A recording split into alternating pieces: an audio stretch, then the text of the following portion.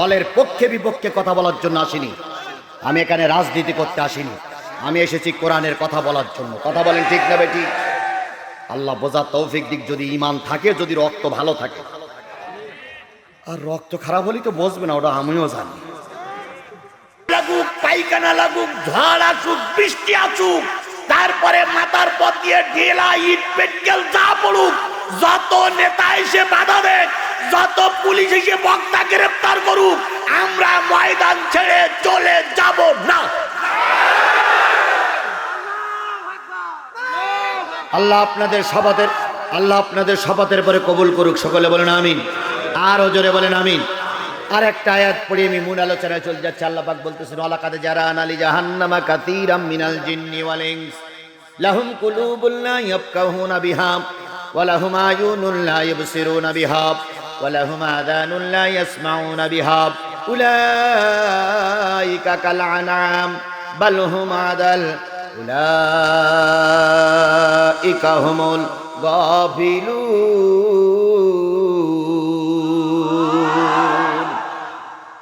কিয়ামতের দিন যেদিন জাহান্নাম দেখা যাবে, জান্নাতও যেদিন দৃশ্যমান হবে, ওই দিন একদল মানুষকে আমি জান্নাতে দেব, আর একদল মানুষকে জাহান্নামে দেব।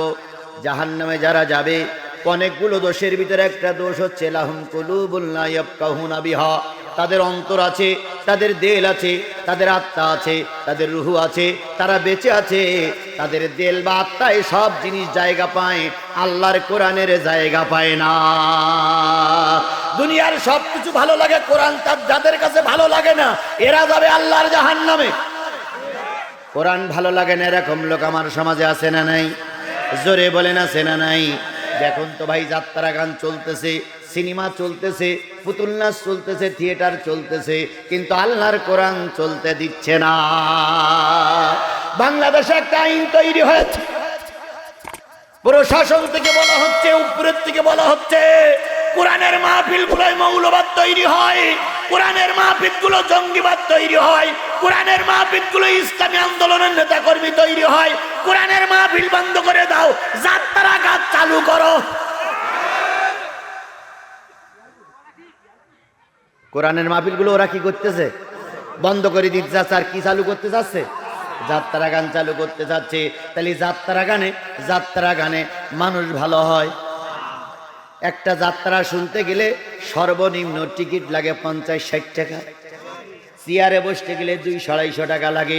টাকা দেয়, রাত জাগে, সিগারেট টানে, নামাজ কাজা হয়, পেশাব করে কাপড় চোপড় নষ্ট হয়, সর্বোপরি জেনার আসর বসে, ওটা ওনারা চালু করবে। আর কোরআনের মাহফিল থেকে এসে মানুষ নামাজি হয়, কোরআনের মাহফিলে এসে মানুষ মুখে দাড়ি রাখি, কোরআনের মাহফিলে এসে মানুষ ইসলামের পক্ষে আসে, এটা যাদের সহ্য হয় না, ওদের শরীরে নিঃসন্দেহ ফেরাউনের রক্ত ঢুকেছে, ওদের শরীরে নিঃসন্দেহ নমরুদের রক্ত ঢুকেছে। ওরা হলে আবু জেহেলের প্রেতাত্মা গ্রুপ, এই জন্য ওরা কোরআনের মাহফিল চালু রাখতে চায় না। আর এই কথাগুলো বললি দিয়ে একজনের মুখটুক কালো হই হনুমানের মতন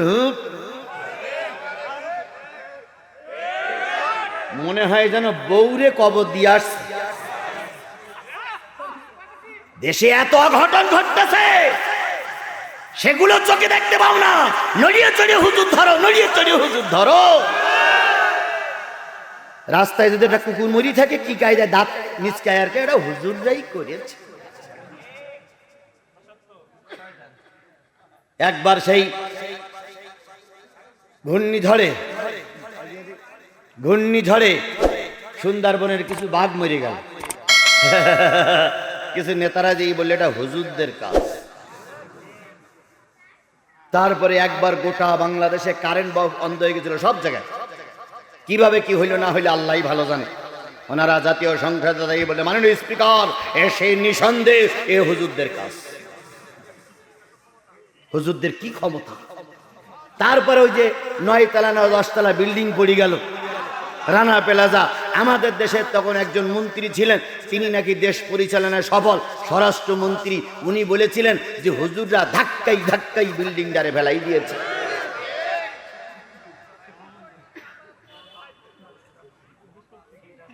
বলো তো, একটু চিন্তা করো না, একটু চিন্তা করো না। হুজুররা একবারও পাওয়ারে যায়নি। পাওয়ারে আছে আওয়ামী লীগ, ছিল বিএনপি, তার আগে ছিল জাতীয় পার্টি। তোমরা এত কিছু ক্ষমতায় বসে তোমরাই কিছু করতে পারলে না, আর আমরা ক্ষমতার বাইরে থেকে রানা প্লাজা ফেলাই দিচ্ছি, গোটা বাংলাদেশে কারেন্ট বন্ধ করে দিচ্ছি। আমাদের কারণে গাড়ি বন্ধ হয়, আমাদের কারণে বাস বন্ধ হয়, আমাদের কারণে বাঘ মরে, আমাদের কারণে শয়তান মরে। তাহলে ক্ষমতায় যাবার আগে যদি এই ক্ষমতা আল্লাহ আমাদের দিয়ে দেয়, যদি একবার ক্ষমতায় যেতে পারি, সব কটা পালাবাতা কিয়ামতের আগে আর এদেশে আসার চান্স পাবা না।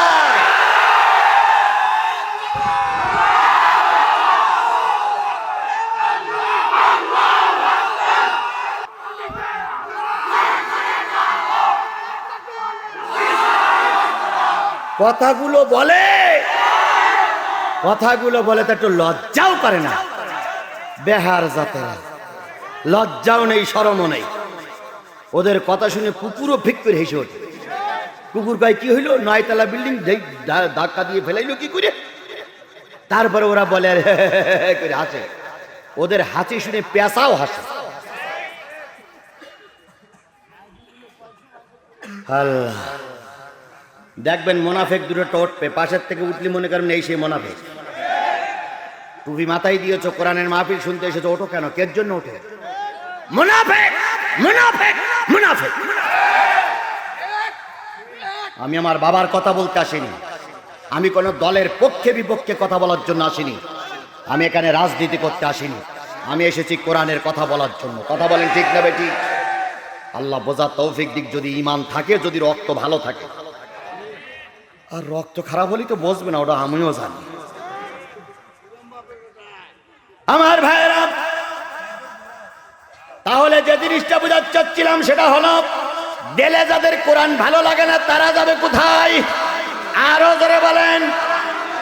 আয়ুনুল লা ইবসিরুনা বিহা, তাদের চোখ আছে কিন্তু চোখ দিয়ে দেখে না। কি দেখে না? আরো জোরে বলেন, কি দেখে না?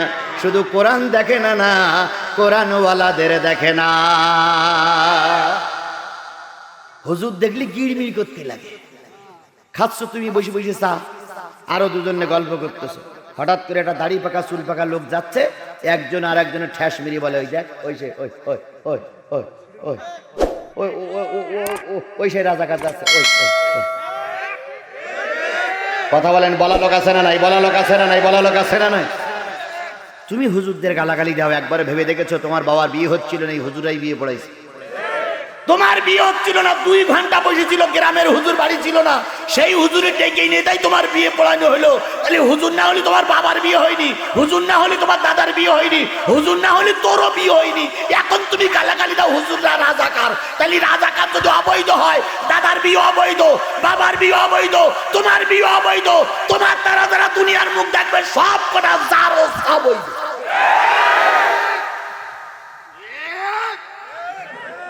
নড়িয়ে চড়িয়ে হুজুরের গন্ধ, নড়িয়ে চড়িয়ে হুজুরের গন্ধ। যত দোষ নন্দ ঘোষ, সত্যটা বললেই দোষ। যত দোষ নন্দ ঘোষ, সত্যটা বললেই দোষ।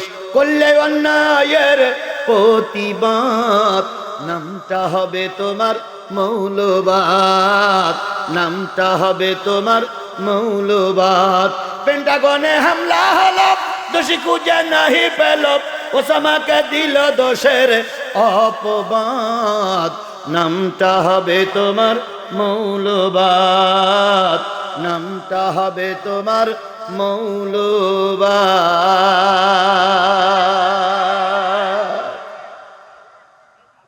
তাহলে যাদের চোখই ভালো লাগে না তারাও যাবে। আযানুল্লাহ ইয়াসমাউনা বিহা, আমি তো আজান দিয়েছি। কিসের আজান? জোরে বলেন, কিসের আজান? এই আজান যাদের ভালো লাগবে না তারাও যাবে জাহান্নামে। উলাইকা কাল আনআম বাল হুম আদাল, ওরা হলো চতুষ্পদ জন্তুর মতো, ওদের জন্য রয়েছে জাহান্নাম। সুতরাং আমি কোরআনের কথা বলবো, যদি ভালো না লাগে তাহলে বুঝতে হবে জাহান্নামী লোকটার ভালো লাগতেছে না। তাহলে এখন মূল যেটা তেলাওয়াত করেছিলাম, তেলাওয়াতকৃত আয়াত 2টা 3টার পরে কথা বলি, এরপরে শেষ করে বিদায় নেব। আমি আয়াতের পরে কথা বলবো। আপনারা কি আমাকে ফেলাই রেখে চলে যাবেন? যাবেন? যদি যাই তাহলে বুঝতে হবে জাহান্নামীটাই যাচ্ছে। শয়তান কিন্তু কোরআন শুনবে না। এবার যারা যারা যাবেন যান, যান ভাই, সমস্যা নেই, কারণ সবাই ধরি ভেঙে কোরআন শরীফ শোনাবো না, যান।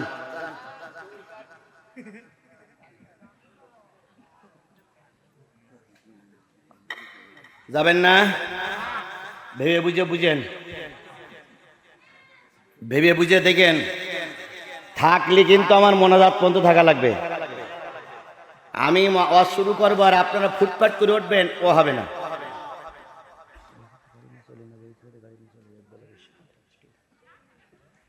তাহলে শেষ পর্যন্ত থাকবেন তো? থাকবেন তো? আচ্ছা, যদি কোনো বিবাদ আবাদ আসে আমারে ফেলাই রেখে চলে যাবেন? মারে মরু হুজুর মরু, ধরে ধরু হুজুরি ধরু, আমরা তো হুজুরির কেউ না। আপনার সঙ্গে আমার কোনো রক্তের সম্পর্ক নাই, কিন্তু আপনার সঙ্গে আমার সঙ্গে আছে দ্বীনি সম্পর্ক।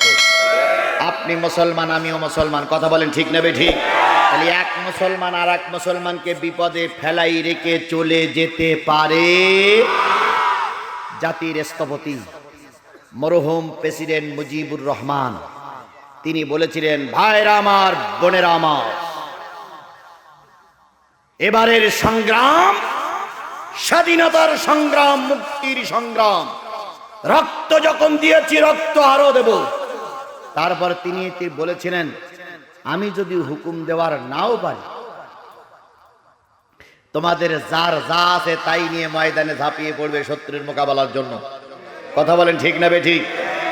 আমার হয়তো ধরে নিয়ে যেতেও পারে, কেউ হয়তো আক্রমণ করে আমাকে মেরেও ফেলতে পারে, কেউ হয়তো আমার রক্ত নিয়ে হেলি খেলা করতেও পারে। আমি যাওয়ার আগে হয়তো আপনাদের কোনো হুকুম দিতে পারবো না, তবে কোরআনের জন্য যার যা আছে তাই নিয়ে শত্রুর মোকাবেলার জন্য তৈরি থাকতে হবে। একটা মুসলমানও বেশি থাকা অবস্থায় একজন মুসলমানকে জালেমের হাতে তুলে দেব না, দেব না, দেব না।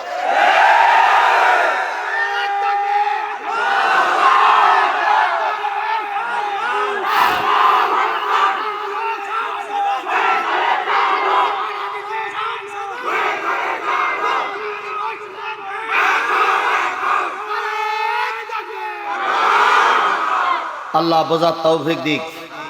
আরো জোরে আমি আপনাদের সামনে তেলাওয়াত করেছি সূরা ফাতির। কোন সূরা? 22 নম্বর পারার 22 নম্বর পারার 34 নম্বর সূরা, 45টা আয়াত, মক্কায় অবতীর্ণ সূরা সমূহের ভিতরে একটা অন্যতম সূরা। আলোচনার বিষয়বস্তু হলো মুসলমানরা তিন ভাগ। আলোচনার বিষয়বস্তু কি? মুসলমানেরা তিন ভাগ। এক ভাগ সবার আগে জান্নাতি,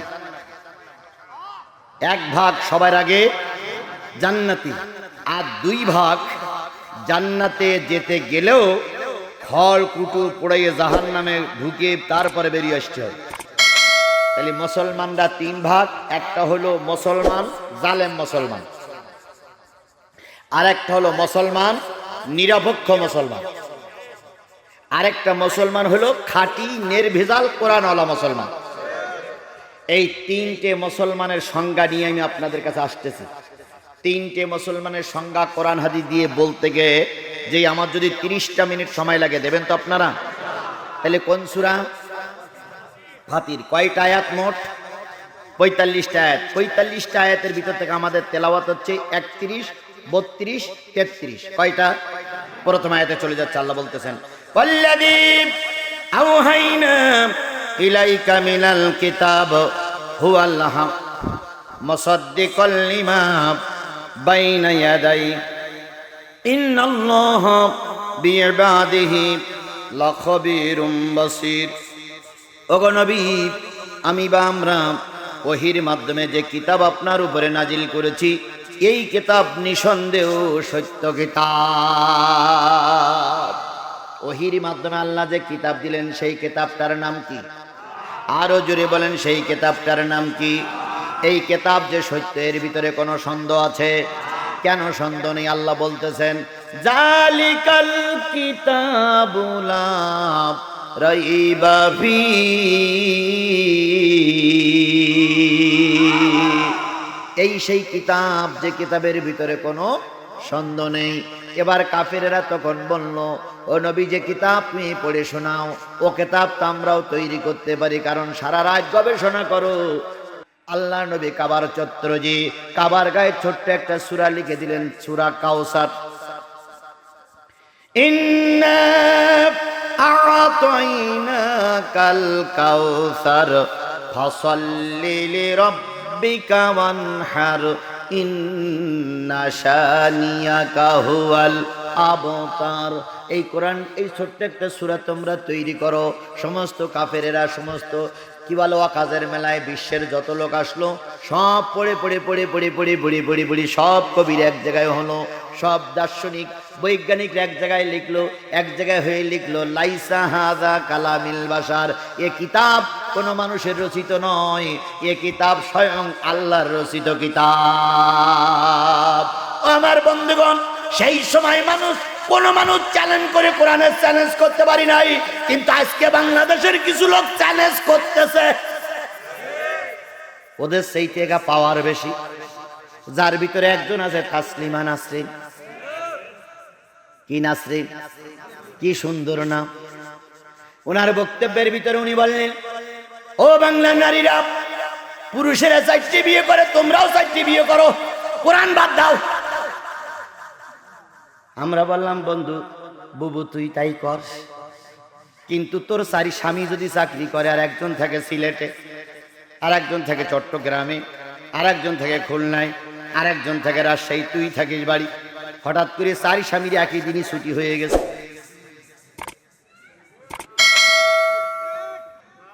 একই দিনই বাড়ি আসলো। ও বুবু তুমি তখন কি করবা? তখন তুই বুবু কাপড় চোপড় ফেলাই মেরে মারবা, দোষ বলবা বাবারে বাবা আমি সহ্য করতে পারছি না। আল্লাহর কোরআনে হাত দেবা সহ্য করতে পারবা না, 1 নম্বর। 2 নম্বর, বুবু তোমার একটা ছেলে হলো, যেমন এখন বুবুলির হয়েছে, কন্যাইকার হয়েছে বুবুলি। বুবলি বিয়ের আগে মা হয়েছে, এখন মা হওয়ার পরে সাংবাদিকরা জিজ্ঞেস করলো, কিরে তুই মা হলি, কিরে তুই না নায়িকা? বুবলি তখন হাসতে স্যার বলতেছে, আমার বাবা যে কেডা তা তো আমি জানি না, তবে সাকিব খান হতে পারে। তাহলে বোঝা গেল কত লোকের সঙ্গে কুকুরিশ মতন মেলামেশা করেছি, তার ঠিক নাই। এখন সাকিব খানের বলতেছে, সাকিব খান বলছে উহু উহু, আমিও সব তালে তন্ত্রে ছিলাম না। তাহলে বুবুলির মতন হলে তুমি কারে বাবা বানাবা? এই জন্য 4 বিয়ে হবে না, কথা বলেন ঠিক না বে ঠিক? এই তাসলিমা নাসরিন বলেছিল, পুরুষেরা না কি বলে একটা ছোট্ট কাপড় পরে, ছোট্ট প্যান্ট পরে ঘুরে বেড়ায়, তোমরা কেন ঘুরে বেড়াতে পারো না? হ্যাঁ বেড়াও। তুমি একটা জিনিস খেয়াল করবা, একটা কুকুরের যখন বাচ্চা না হয়, তখন কুকুরের চেহারাটা কত সুন্দর থাকে। যখন বাচ্চা হয়, বাচ্চার ওই বাচ্চা হওয়ার পরে কি বলে স্তনগুলো টেনে টেনে এমন এক কাজ করে, কুকুরের চেহারা বিকৃত হয়ে যায়। তুমিও যদি কুকুরের মতন রাস্তায় ঘুরে বেড়াতে পারবা, কারণ তোমাদের চরিত্রটা ওই রকমই, তোমাদের তো হায়া লজ্জা বলে কিচ্ছু না। তাসলিমা নাসরিন আর একটা কথা বললো, পুরুষেরা যেখানে সেখানে দাঁড়াই পেশাব করতে পারে, তোমরা কেন পারো না? তোমরাও পেশাব করতে লেগে যাও। এইভাবে বলে যখন সমাজটারে বিকৃতি রূপ ধারণ করলো, তখন জনগণ তাসলিমা নাসরিনের বিরুদ্ধে খেপে গেল, মারি চালালো, মারি খাইতে খাইতে পালাইয়ে চলে গেল ভারতে। যে বোরকার বিরুদ্ধে করেছিল, ওই বোরকা পরি সীমানা পার হইল। এই বোরকা পরি সীমানা পার হয়েছিল তাসলিমা নাসরিন। আর বোরকা পরি একটা লোক ঘরের থেকে পালাই গেছিল, তিনি হচ্ছেন ওই নারায়ণগঞ্জের নেতা। উনি এখন প্রায় কথায় কথায় বলে খেলা হবে, খেলা হবে, খেলা হবে। আর সেই সুর মিশাইয়েছে আমাদের সরকারি দলের একজন নেতা, তিনিও প্রায় জায়গায় বলেন আসেন খেলা হবে। তার বক্তব্য একটুখানি বলি, মনে বড় জ্বালা, পদ্মা সেতু হইয়েই গেল, হইয়েই গেল, হইয়েই গেল, মনে বড় জ্বালা।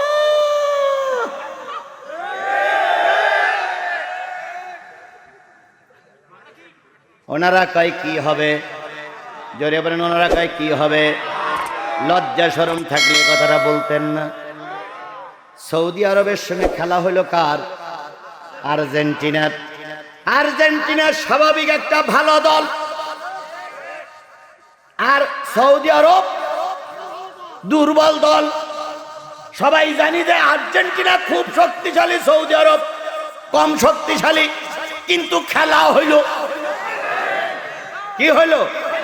খেলা হওয়ার পরে দেখা গেল আর্জেন্টিনা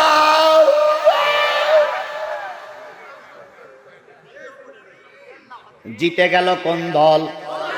আরো জোরে বলেন, জিতে গেল কোন দল?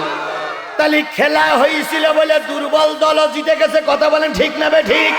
তোমরা যে বলো খেলা হবে খেলা হবে, কোন জায়গায় খেলা হয়? খেলার আগেই তো তোমরা জিতে যাও, তাহলে খেলা হবে খেলা হবে ইয়ে কথাটা বলে জাতিরে কেন বিভ্রান্ত করো?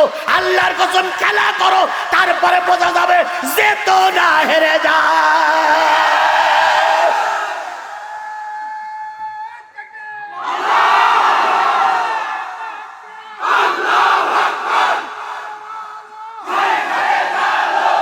আস্তে আস্তে আস্তে আমার ভাইরা ভালো করে খেয়াল করেন, ভালো করে বোঝেন। 10 তারিখে একটা সমাবেশ হবে। কোন দলের তা বলার দরকার নাই, যে কোনো এক দলের সমাবেশ হবে। গতকালকের ওই সমাবেশ করার জন্য কিছু লোক ঢাকায় একত্রিত হলো।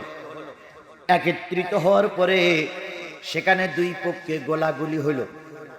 গোলাগুলি করার পর মিথিলা বলে একটা ছোট্ট মেয়ে বাবার কাছে বলেছিল, বাবা আমাকে একটা পুঁথি কিনে দাও। বাবা বললেন, পুঁথি কেনার টাকা তো আমার নাই। কি করবা তুমি? পুঁথি কেনার টাকা তো আমার নাই। মার মেয়ে দুইজনের কষ্টার্জিত পয়সা বাবার হাতে তুলে দিয়ে বলল, বাবা তুমি একটা পুঁথির মালা, পুঁথির দানা কিনে নিয়ে এসো, আমরা পুঁথি তৈরি করব, পুঁথি বানাবো, মালা বানাবো। বাবা বাড়ির থেকে সেই 1000 টাকা নিয়ে পুঁথি বানানোর জন্য, মালা বানানোর জন্য পুঁথি কিনতে গিয়েছিলেন। প্রতিমধ্যে বাবা লাশ হয়ে বাড়ি ফিরল। মিথিলা আজকে বাবার লাশের পরে কাঁদতেছে আর বলতেছে, ও আমার বাবা, আমার জন্য আর হার কে কিনে নিয়ে আসবে? আমি এ পক্ষেও না ও পক্ষেও না, শুধু এতটুকু বলি, যাদের কারণে মিথিলা এতিম হয়েছে, আদালতে আখিরাতে আল্লাহর কাছে কৈফিয়ত দেওয়া লাগবে।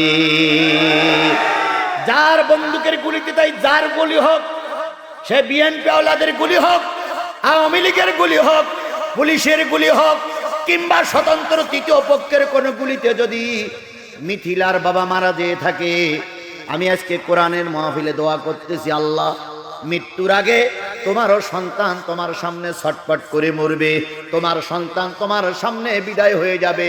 সেদিন বুঝবা একজন মায়ের কোল হারা করা কত গুনাহ। সেদিন বুঝবে একটা ছোট্ট মেয়ের বাবাকে তুলে নিলে কত কষ্ট তারা পায়। তারপর আর একটা জিনিস দেখলাম, গন্ডগোল হচ্ছে সরকারি দলের গন্ডগোল হচ্ছে পুলিশের সঙ্গে আর বিরোধী দলের সঙ্গে। সেখানে একজন আর্জেন্টিনার পোশাক পরে গুলি করতেছে।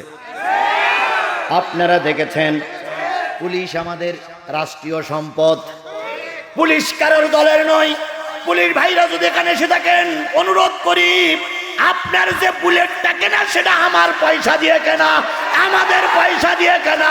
এই বুলেট কেন আপনি ওই আর্জেন্টিনার পোশাক পরা যুবকের হাতে তুলে দিলেন? আর সেবা কেন আমাদের গুলি করলো? একই পথ ওই যুবকের যদি নাও নিতে পারি, একই পথ পুলিশের কাছ থেকে জনগণ একদিন নেবে। আরে কথা বললি যদি রাজনীতি হয়, তাহলে আমাদের দেশ থেকে বের করে দেন। আপনারা গুলি করবেন, আপনারা চুরি করবেন, আপনারা পকেট ভরবেন, কোটি কোটি টাকা বিদেশের মাটিতে পাচার করবেন, আমাদের দেশটা শূন্যের কোটায় পৌঁছে দেবেন, আর আমরা কথা বলতে পারবো না। কোন বিয়াদব বলেছো কথা বলতে পারবো না? তোমারও কথা বলার অধিকার থাকলে আমারও কথা বলার অধিকার আছে। দেশ তোমার কাছে ইজারা দেওয়া হয়নি। দেশের একমাত্র তুমি কর্ণধার না, আরো একজন আছে।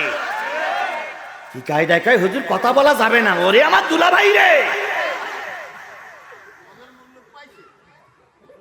আল্লাহ বোঝার তৌফিক দিক।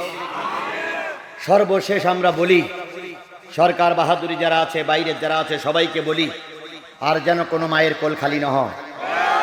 আপনারা সমঝোতায় আসেন, আমার এই কথাগুলো মিডিয়ার মাধ্যমে প্রচার করুন, সমঝোতায় আসেন, একটা পরিবেশ তৈরি করুন, দেশে একটা শান্তি বিরাজ করুক। আমরা আর কোনো হানাহানি চাই না, আমরা কোনো রক্তপাত চাই না, আমাদের দেশ নিয়ে চিনিমিনি চাই না। আমি এদেশের একজন বৈধ নাগরিক, আমাদেরও কথা বলার অধিকার আছে। শান্তির জন্য আসুন সবাই এক প্ল্যাটফর্মে এগিয়ে আসুন। আল্লাহ বোঝার তৌফিক দিক।